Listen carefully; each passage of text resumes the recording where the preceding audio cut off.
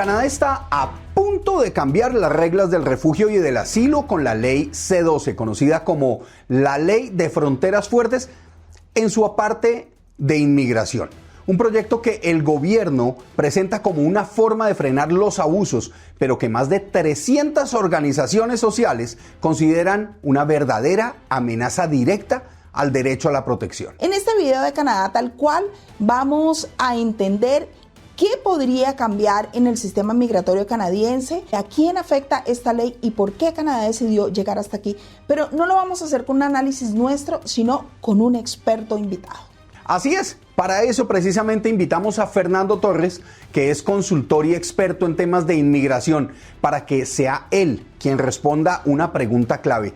¿Este proyecto de ley está pensado para proteger el sistema o más bien para poner en riesgo a personas que realmente necesitan protección?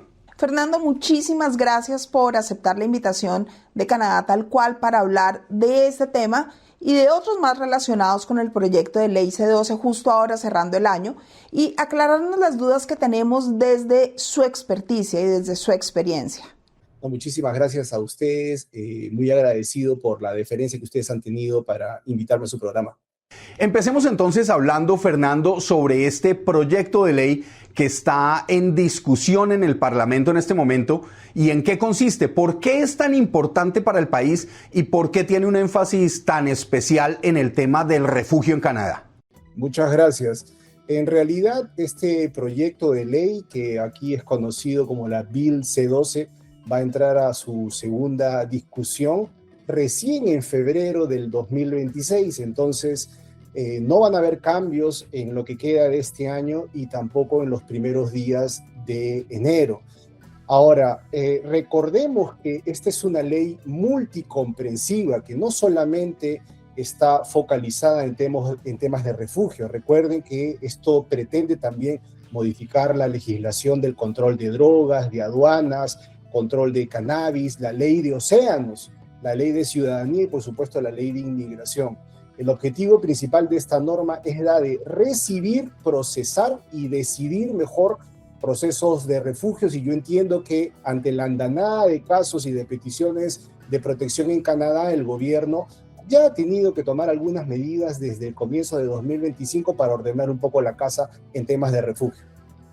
Fernando, específicamente este proyecto de ley preocupa a muchos solicitantes de asilo, a refugiados, personas que tienen la intención de solicitar protección en el país, porque la ley reduce los tiempos de solicitud y establece nuevos tiempos. Hablemos de eso porque este tema ha generado muchísima controversia y desinformación.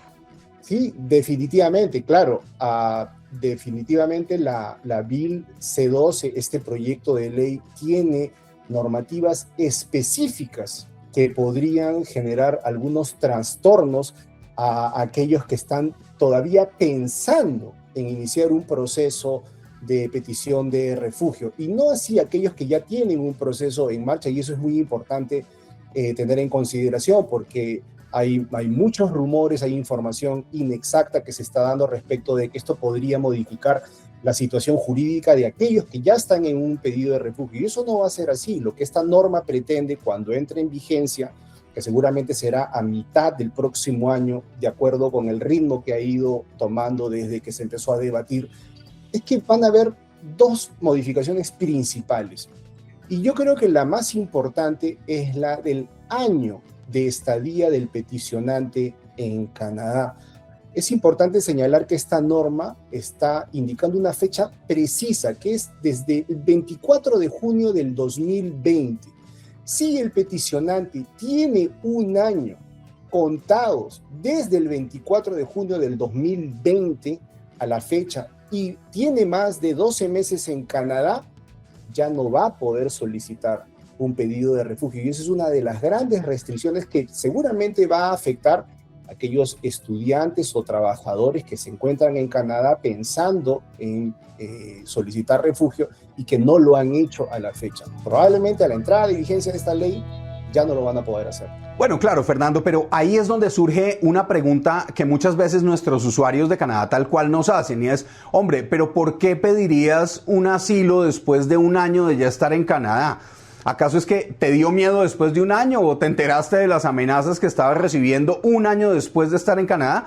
¿O más bien simplemente se trata de un engaño, de una treta para evitar salir de Canadá y encontrar pues una solución de la manera más sencilla, inventándose un caso de refugio? Es verdad, tú tienes razón y yo creo que es un poco de las dos. Es decir, es innegable que el sistema de refugio ha sido considerado lamentablemente como un camino expeditivo, como un camino más rápido, como un camino para saltarse todos los requisitos que un ciudadano está buscando para obtener la residencia permanente. Entonces, en muchos casos sí hay peticiones de refugio que no tienen el elemento principal, que es los motivos de seguridad del país que una persona está escapando. Eso es cierto, eso es innegable. Pero también hay de los otros casos, de aquel que llegó a Canadá como estudiante, como trabajador, y que en el camino se convirtió en una víctima de amenazas y de violencia en su país de origen. Y eso tiene un concepto que además está previsto en la ley, se llama el refugee surplus, que es, por ejemplo, una persona que llegó, para ponerte un país de la región, llegó de Nicaragua y llegó como estudiante y está tranquilo, es una persona joven que está en clase y que de pronto sus familiares le dicen: no regreses porque nos acaban de amenazar, porque nos acaban de quitar las propiedades, porque nos están amenazando, a tu padre lo han metido preso. Evidentemente, esa persona que llegó como estudiante sin intención de refugio ya no puede volver a su país por lo que está sucediendo. Y esa es una posibilidad que también la norma en este momento prevé. Y justamente esto de lo que hablan ha generado una polémica muy grande por parte de más de 300 organizaciones sociales en Canadá que piden que la ley no se apruebe. Bueno, pero ¿por qué esa posición, Fernando? ¿Cuál es su punto de vista con respecto a este tema? Efectivamente, eso es parte del problema, pero también hay que entender que esto tiene mucho de político también.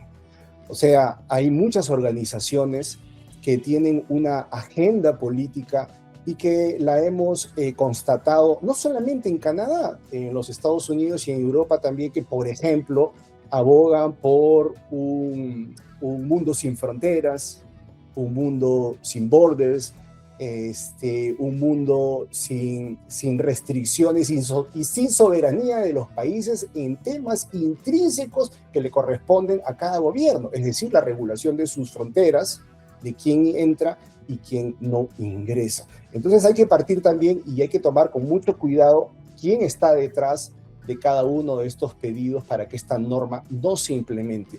Desde nuestro punto de vista, esta es una norma que en realidad multicomprensiva, que debe ser implementada, pero por supuesto dándole las posibilidades a aquellos peticionantes de refugio que realmente tienen un caso y que vienen de Latinoamérica o de cualquier parte del mundo y que puedan demostrar eficientemente que tienen un caso de peligro, a que Canadá les siga otorgando la protección. Sin embargo, tenemos que ordenar la casa. El sistema de inmigración canadiense es un sistema bondadoso, de puertas abiertas. También ha sido objeto de inescrupulosos que han utilizado estas facilidades, todo este presupuesto enorme que utiliza Canadá para proteger, otorgándonos jueces de primera línea en los casos de refugio, traductores especializados que no le cuestan un centavo al peticionante de refugio.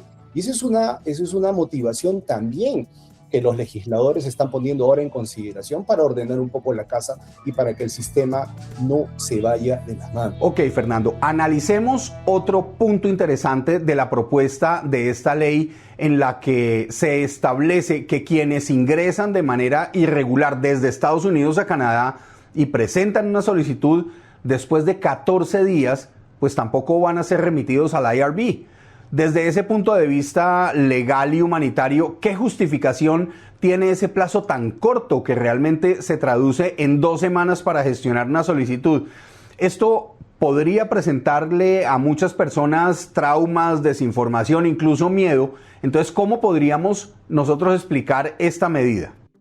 Fíjate, en la exposición de motivos de la norma, o como lo dicen aquí en la legislación canadiense, la rationalidad de la norma, se indica que los casos deben de estar listos, deben ser casos que ya vengan con el material probatorio listos para ser derivados al Immigration and Refugee Board, que es el ente de protección de refugiados.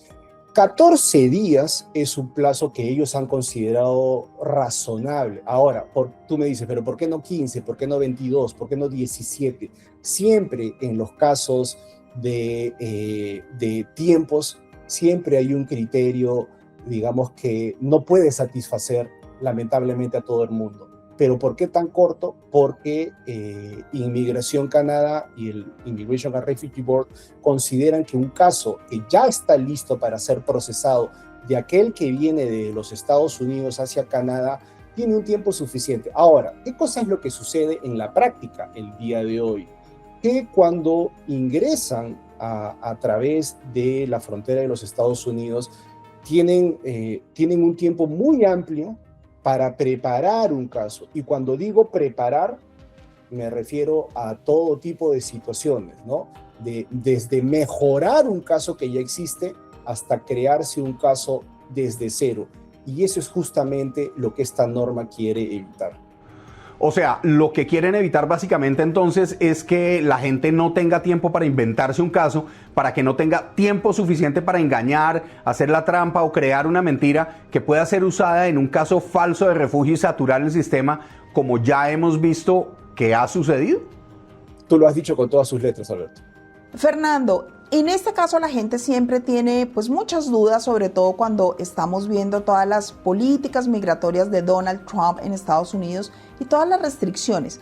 Hay muchas personas que han hecho solicitud de refugio en los Estados Unidos, pero pues se sienten en una incertidumbre enorme, pues porque los casos muchos han quedado en el limbo y ven una oportunidad en Canadá. ¿Cuáles son las condiciones teniendo en cuenta las normas canadienses y específicamente el Tratado del Tercer País Seguro, que es algo que muchas personas ignoran por desconocimiento y que a veces no tienen en cuenta? Efectivamente, y qué bueno que tú lo señales, porque ha habido desde inicios del 2025, es decir, desde inicios de esta nueva administración, una vorágine de traslados desde Estados Unidos hacia Canadá, pero hay que tener en consideración cuáles son las restricciones que el Tratado del Tercer País Seguro ha impuesto. Y para aquellos que están pensando en presentar un proceso de refugio, habiendo ya presentado un caso de asilo en los Estados Unidos, hay que considerar que este hecho de haber presentado asilo primero en los Estados Unidos restringe toda posibilidad de pedir un refugio aquí en Canadá. Y eso es algo que hay que tener en consideración. Pero además de eso, no cualquiera va a tener la posibilidad de ingresar a Canadá. Para que las excepciones funcionen y para que esta persona que está llegando de Estados Unidos a este país pueda ingresar a través de la frontera, debe de demostrar que tiene un familiar consanguíneo en este país. Pero además de eso, hay una interpretación malévola que empezó a hacer el CBSA hace muy pocos meses. ¿Y en qué consiste eso? Antes, cuando una pareja de esposos llegaba a la frontera a solicitar el ingreso para pedir refugio, llegaba con los hijos y demostraba que uno de ellos dos tenía un familiar, ingresaba a toda la familia. La interpretación que se está haciendo ahora es que solamente ingresa el que tiene familiar consanguíneo. ¿Eso qué quiere decir? Que si una pareja llega a la frontera de Canadá y los Estados Unidos, pero el esposo es el que tiene la hermana en Canadá, solamente entra el esposo y la esposa se tiene que quedar en los Estados Unidos, con el riesgo incluso de ser deportada a un tercer país. Eso es lo que está sucediendo y hay que tener muchísimo cuidado. Este es un caso, son casos muy serios que están sucediendo y que han sucedido lamentablemente durante todo el 2025. La mejor alternativa es informarse adecuadamente. Eso es supremamente triste, Fernando. Esos casos son verdaderamente vergonzosos a la luz de la tradición cultural y humanitaria que ha tenido Canadá. Entonces ahí la CBSA pues no se estaría comportando acorde con la tradición canadiense. Pero hay una pregunta que es reiterativa en foros y sobre todo en los comentarios de nuestros usuarios en Canadá, tal cual cuando hemos hecho algunos videos que tratan sobre este proyecto de ley, y es: si yo soy residente permanente, ¿puedo perder mi residencia permanente a la luz de este proyecto de ley? Aunque tengo entendido que acaban de presentar una modificación a la ley sobre este aspecto en particular. Claro que sí, seguramente te estás refiriendo a las modificaciones que le han quitado la posibilidad al gobernador de modificar algunas resoluciones que ya habían sido admitidas. Fíjate, en Latinoamérica el mundo jurídico tiene un concepto muy claro que es el debido proceso legal. Aquí en Norteamérica eso se conoce como la rule of law, la norma a partir del derecho. Estas modificaciones que se han hecho para evitar que una autoridad pueda modificar una resolución administrativa firme, que busca además restringir las arbitrariedades, es simplemente la continuación de la ley, de la supremacía del derecho, de la rule of law americana. Ninguna autoridad podría, ni el primer ministro, ni el gobernador general, ni el premier puede modificar una sentencia administrativa y mucho menos judicial expedida. Entonces eso debería quedar muy claro. Ahora, es posible, luego de que entre en vigencia esta norma, que algunos pedidos de refugio aprobados se modifiquen. Sí, porque se puede además hacer hoy. O sea, no hace falta que entre en vigencia el proyecto de ley Bill C-12 para que estas algunas sentencias de refugio que han sido aprobadas puedan ser posteriormente canceladas, porque eso es algo que la ley ahora y siempre lo ha previsto. Por ejemplo, tenemos los casos de vacation o de cessation. ¿Qué quiere decir eso? Por ejemplo, una persona recibió el apoyo, la protección del refugio y a los 2 meses se va de vacaciones a su país de origen. Evidentemente ya no hay un peligro y el CBSA o de oficio el tribunal podría solicitar la cancelación de ese refugio. O, por ejemplo, en el caso que mañana, por ejemplo, cayera el régimen dictatorial en Venezuela, pues, y que cae toda la cúpula y que el país empieza un proceso democrático y de pacificación nacional, muchos de los que han recibido la protección de refugio podrían, de acuerdo con el criterio de CBSA, podrían perder la calidad de refugiados porque ya el país ya no está en peligro y ya las personas que querían hacerle daños no ostentan el poder que antes tenían. Entonces, la posibilidad de perder un refugio existió y seguirá existiendo independientemente de la promulgación o no de la Bill C-12. Y con los casos de residencia, por ejemplo, vamos a ponerlo en el caso de una familia de venezolanos solicitantes de refugio que les fue aprobado su caso y esta familia le han otorgado la residencia permanente en Canadá, pero las condiciones políticas de Venezuela, de su país de origen, han cambiado. ¿Qué pasaría en este caso teniendo en cuenta que Canadá está haciendo una serie de recortes para reducir la población de inmigrantes, pero la ley tendría el poder de cancelar la decisión de otorgamiento de una residencia o quitarles esa residencia por el cambio de condiciones en su país? Claro, esa es una excelente pregunta. Y es justamente a lo que yo me refería hace un momento. Ese caso preciso y ese ejemplo muy claro que tú acabas de mencionar, María Lourdes, se llama cesación del peligro. En la norma está recogida eso como el cessation. O sea, porque ya no hay más peligro. Si alguien estaba diciendo o justificó el pedido de refugio como víctima por su posición política en Venezuela, cae el régimen por completo, la situación de peligro ya no existe más.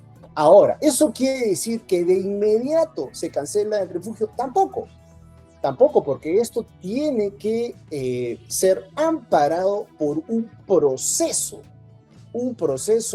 en la Corte a partir del cual se determine que las causas que provocaron la salida de ese ciudadano de su país de origen no existen más. Tampoco fue un proceso automático, que ya cayó el régimen, ahora todos los que recibieron la residencia permanente a través del refugio ya perdieron la posibilidad. Tampoco es así.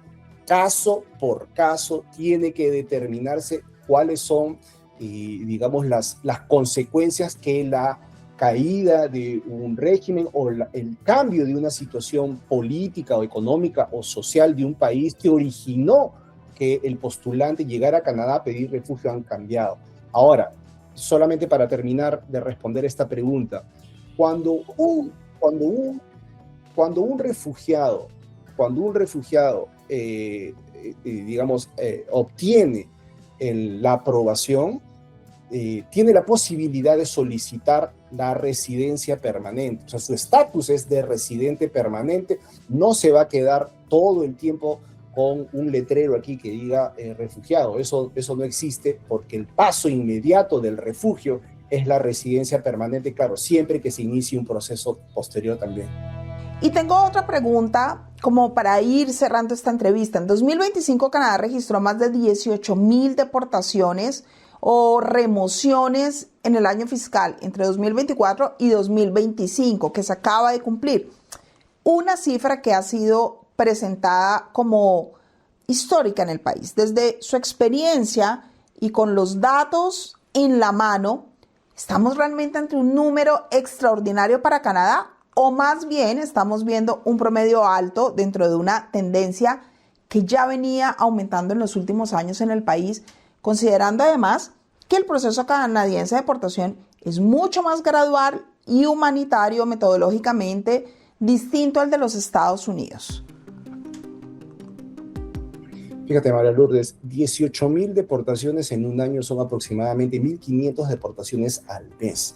Ahora, no debemos de ver el número únicamente, es decir, el aspecto cuantitativo, sino que desde mi punto de vista lo relevante es aquí el aspecto cualitativo. ¿Qué quiero decir con eso? ¿Se cumplieron los procedimientos para ejecutar una orden de remoción? ¿Se le dieron las posibilidades a estas personas que fueron deportadas de solicitar, por ejemplo, un Pre-Removal Risk Assessment? ¿Se le otorgaron las facilidades para cuestionar, para apelar, para acceder a los órganos administrativos o jurisdiccionales para apelar esa decisión?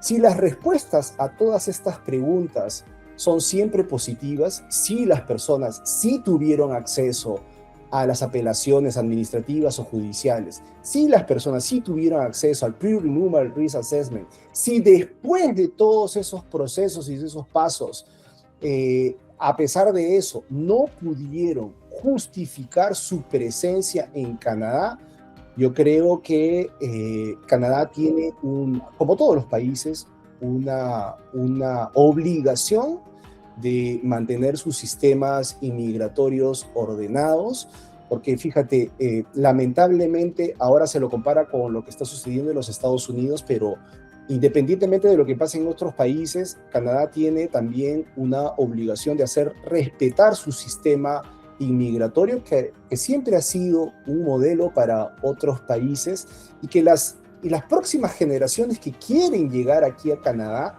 deberían de tener la fortuna de encontrar los países que ustedes y yo encontramos cuando llegamos. Si esto seguía así, en 5 o 10 años, probablemente, y si no se toman las medidas correspondientes, Canadá dejaría de ser lo que ustedes y nosotros hemos conocido en temas de orden inmigratorio. Entonces, como te digo, María Lourdes, más allá del tema de los números, siempre es importante revisar la calidad, ¿no?, de los procedimientos pre-removal order. Sí se cumplieron, y si sí se cumplieron, pues Canadá tiene todas las potestades de ejecutar y de hacer cumplir su normativa inmigratoria.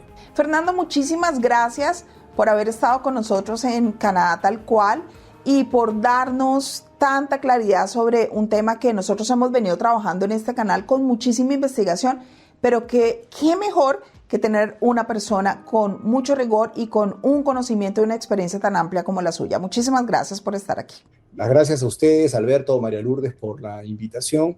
Les agradezco muchísimo por la oportunidad de haber compartido este espacio con todos sus seguidores y a la orden cuando ustedes lo estimen conveniente. El problema que tiene Fernando, María Lourdes, es que uno se podría quedar hablando con él horas y creo que este video lo van a agradecer mucho nuestros suscriptores y nuestros usuarios que ven Canadá Tal Cual, porque la idea es empezar el año acompañándonos de voces autorizadas en los diversos temas. Así que creo que eso hace parte de los cambios que tenemos para el 2026. Si este contenido le ayuda a entender mejor la realidad en Canadá, compártalo y puede marcar una diferencia para alguien más. Y si tiene preguntas que podamos ayudar a resolver, déjenlas aquí en los comentarios o simplemente déjenos sus opiniones, que para nosotros son muchísimo más importantes y siempre estamos leyendo lo que ustedes nos dicen. Déjenos en los comentarios qué parte de esta ley le genera más dudas o más preocupación. En Canadá Tal Cual seguimos investigando y trayendo voces expertas para entender lo que está pasando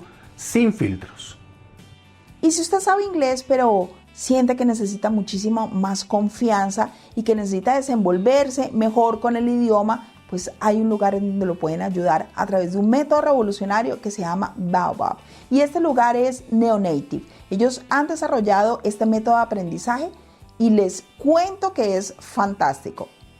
Aquí les dejo el link y toda la información de Neonative. A mí me ha dado muchísimo resultado.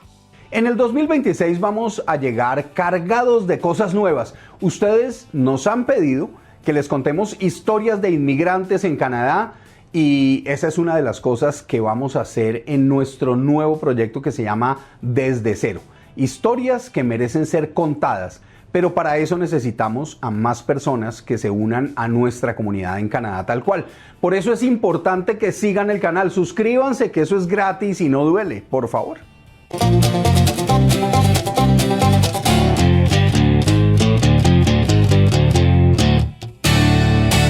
Uno de los compromisos que tenemos en Canadá, todos los inmigrantes, es estar bien informados. Y si quieren estar al día, no dejen de ver nuestro canal aliado NorTV News, que además ahora no solo son noticias, ahora lanzaron su nuevo programa, un morning show muy agradable con un tono muy latino que se llama Arriba Canadá. Desde Canadá Tal Cual les auguramos muchos éxitos y por supuesto los invitamos a todos ustedes a apoyar estos nuevos proyectos. Necesitamos unirnos, finalmente pues todos estamos lejos de casa.